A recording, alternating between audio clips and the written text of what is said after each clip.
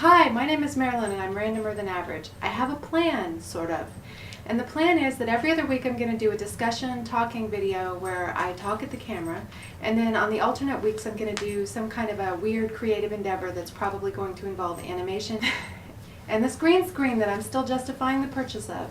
So today the obvious topic is Rodney King, and I spent a lot of time thinking about what I want to say about Rodney King.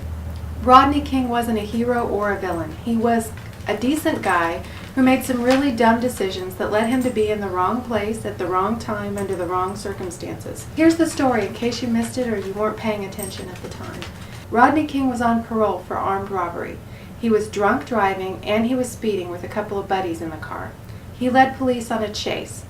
Once they cornered him, his buddies got out of the car and lay down like the police asked, but Rodney did not. And after an altercation, he was beaten badly with batons by several officers all at once.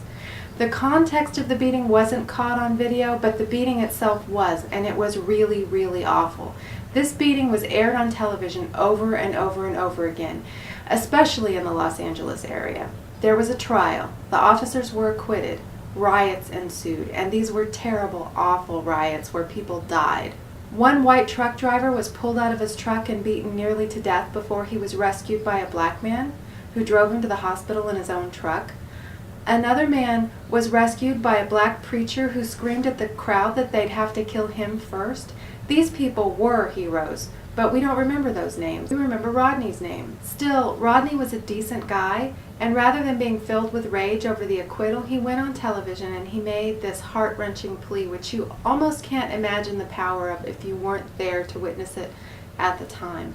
He said very simply, "Can't we all just get along? Let's stop making it awful for the old people and the kids." And all this time later, when I hear Rodney's name, that's what I think of. I think of those words, "Can't we all get along?" These are hopeless words cast out to the bitter battles of race and politics, wealth and poverty. And while the battles may seem less violent now, and they happen more behind the scenes, they're still happening. We would all do really well to remember those words and try really hard to see the other sides of the divides in our society. Let's all just get along.